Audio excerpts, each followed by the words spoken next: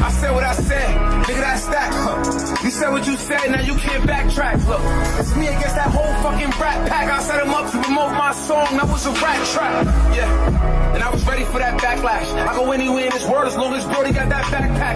Yeah, as long as Brody got that look. My name stretched far through these states and I can back that. I don't take no drugs, so I don't take no naps. Real niggas down 3, but I'ma bring us back. Don't be mad at me, I'ma stand fact. The only thing that ain't ever made was cat.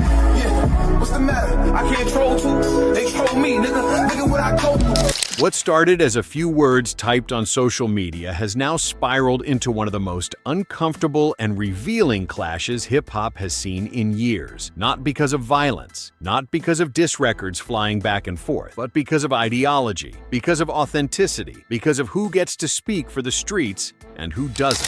Fivio Foreign, shut your bitch ass up, nigga. Stop saying my motherfucking name. Don't think cause a nigga trying to change that, man. Y'all niggas sit down somewhere, man. Straight up.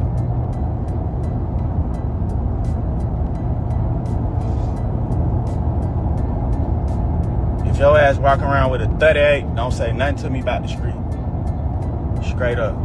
If your ass 35 or older, and you been trying to rap since you was goddamn 17, 16, 15, don't say nothing to me about the street. You don't know nothing about the street. You ain't did nothing in the street. Straight up. Y'all nigga keep talking about all this fuck the street shit.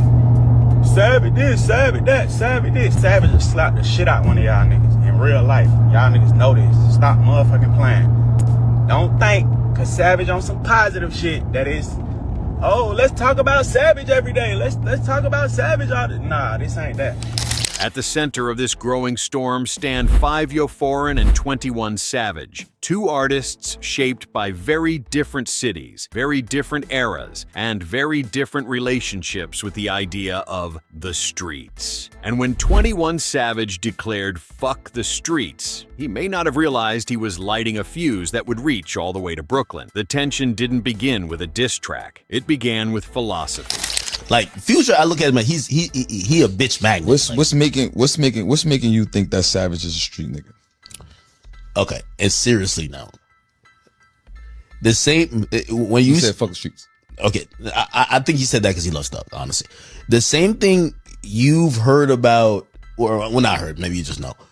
All right, the same thing I've heard about Baby when it comes to niggas he be with and how they get down. Same thing I've heard about Savage. Same. Nobody play with him. It ain't like that. You know what I mean? Heard the same thing. That's why. Future's the biggest. No, well, musically, yeah, of course. He's a Jay-Z of Atlanta. Clearly. I think he's gonna drop 2 albums this year. Ooh. Why you think 21 Savage is a street nigga, bro? He's just, bro, stop it. Street nigga where? The foil nigga, just stop it. In Atlanta? When 21 Savage publicly pushed a "fuck the streets" message, he framed it as growth, as evolution, as an attempt to discourage violence and dismantle a culture that too often celebrates destruction. For many, especially in Atlanta, the message landed as maturity. Fellow artists rallied behind him, support poured in. The narrative was clear. 21 had outgrown the mindset. But to Fivio Foreign, that message didn't sound like growth. It sounded like revisionist history. From Fivio perspective, the streets aren't something you discard once success arrives. They're the reason the music exists in the first place. Drill music, especially Brooklyn drill, doesn't come from an abstract idea of struggle. It comes from lived experience. And when someone who built their brand on street credibility suddenly disavows it, Fivio saw hypocrisy. That's when he spoke up. Fivio didn't sneak diss. He didn't hide behind subtweets. He went straight to DJ Akademiks' platform and questioned 21 Savage's entire image. He asked the uncomfortable question out loud. What makes 21 Savage a street rapper if he's now saying "fuck the streets"? And more importantly, where was that energy when the image was profitable? Those comments didn't just challenge 21 Savage, they challenged Atlanta, and Atlanta responded. 21 Savage didn't brush it off. He didn't laugh it away. He went on camera and unloaded. His response wasn't subtle, it was personal, aggressive, and dismissive. He questioned Fivio relevance, his money, his age, and his credibility. He painted Fivio as a clout chaser looking for attention, someone talking loud from another state about a culture he doesn't belong to. The beef officially crossed from debate into hostility, but instead of cooling down, Fivio leaned in. As backlash poured in, Fivio didn't retreat. He reframed the situation as strategy. When he previewed a new song on social media, it became clear this wasn't just frustration. It was calculated escalation. The bars weren't subtle. They weren't accidental. They were aimed squarely at 21 Savage and the broader Atlanta rap establishment that had lined up behind him. When Fivio rapped, the only thing the A ever made was cap. It wasn't just a diss, it was a declaration of war on a regional legacy. That single line carried decades of tension between New York and Atlanta, two cities that have traded dominance in hip-hop culture, but rarely confronted each other this directly in the modern era. This wasn't just about two rappers anymore. It was about whose narrative matters. Fivio framed himself as standing alone against an entire machine. He portrayed Atlanta as a rat pack, accused the backlash of being manufactured, and suggested the outrage itself was being used to promote his music. In his mind, the reaction proved his point, that the industry moves in coordinated ways when its power centers feel threatened. And then, things got personal. When Fivio reposted a clip of Latto from her 2020 XXL Freshman Cypher, a moment where she flirtatiously referenced him, the beef shifted from ideological